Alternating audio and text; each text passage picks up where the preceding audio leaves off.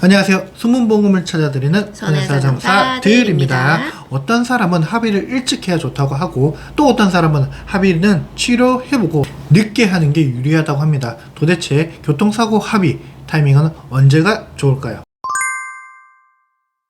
부상의 정도가 심하지 않고 추가 치료가 필요하지 않을 때에는 조기 합의하시는 것이 유리합니다. 그럼 조기 합의라면은 언제쯤을 조기 합의라고 하죠? 조기 합의라고 하면 사고 초기 약 한 달 이내 정도를 말합니다. 왜 일찍 합의를 하는 것이 좋은가요? 일단 조기 합의를 진행하게 되면 보험회사에서 병원에 미래에 지불할 병원비를 피해자에게 합의금으로 지급을 해줍니다. 그렇기에 일정 기간 충분한 치료를 한 후 합의를 할 때에 비해서 합의금이 높아질 수 있습니다.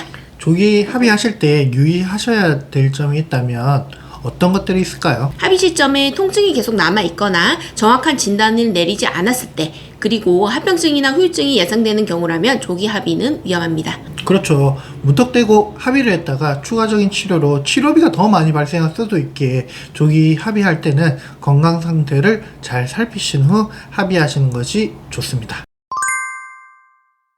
교통사고에서 수술까지는 아니지만 경미한 진단으로 보기도 어려운 정도의 사고입니다. 이 경우도 경미한 사고와 마찬가지로 조기 합의 진행이 유리한 경우도 있습니다. 어떤 경우가 있죠? 후유장애를 미리 인정받거나 향후 치료비로 보험회사에서 미리 당겨서 높은 금액으로 합의를 진행한 경우입니다.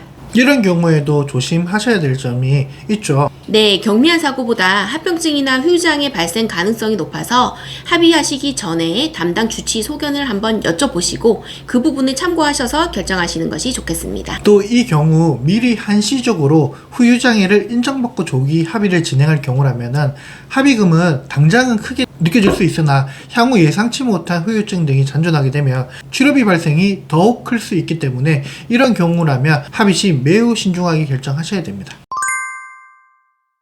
10주 이상의 후유장애가 예상되는 진단이라면 합의를 조금은 더 천천히 하시는 것을 추천드립니다. 네, 맞습니다. 10주라면은 보통 수술을 동반하는 경우가 많지 않습니까? 네, 그렇죠. 10주 이상의 진단의 경우 수술을 시행한 경우가 대부분이고 한시적이든 영구적이든 후유장애가 예상될 가능성이 매우 높습니다. 따라서 정확한 상태 파악 후 후유장애에 대한 손해배상액을 산정해야 하므로 6개월 이상의 치료를 시행하고 장애 판정을 받아야 합니다. 보험회사가 이 경우에도 일찍 합의하자고 적용하는 경우가 종종 있죠. 네, 맞습니다. 수술 직후에도 연락을 해서 빠른 합의를 유도하는 경우가 종종 있습니다. 그럴 때는 어떻게 대응하는 게 좋을까요? 그럴 때는 아직 통증이 아직 많이 남아있고 치료를 더 받아야 할 것 같아서 치료를 좀 더 하고 싶다라고 말씀을 하시면 됩니다. 교통사고 후유장애 진단의 경우에도 대부분 6개월이 경과하고 진단서를 발급이 가능합니다. 따라서 6개월 동안은 충분한 치료를 받으시고 6개월 이후 손해사정사와 상담받으신 후 진행하는 것 적절한 때라고 판단됩니다. 네, 오늘은 3가지 사안으로 구분해서 합의의 타이밍에 대해서 한번 알아보았습니다. 사고별로 합의의 타이밍은 매우 중요합니다. 타이밍을 놓치게 되면 받으려고 했던 금액보다 적어지는 경우도 있고 제대로 된 타이밍에 합의하시면 보험사에서 제시했던 금액보다 더 많은 금액으로 합의하실 수도 있습니다.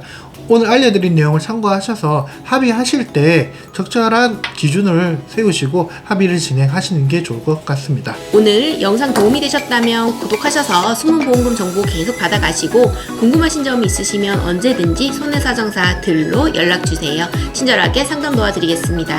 시청해주셔서 감사합니다.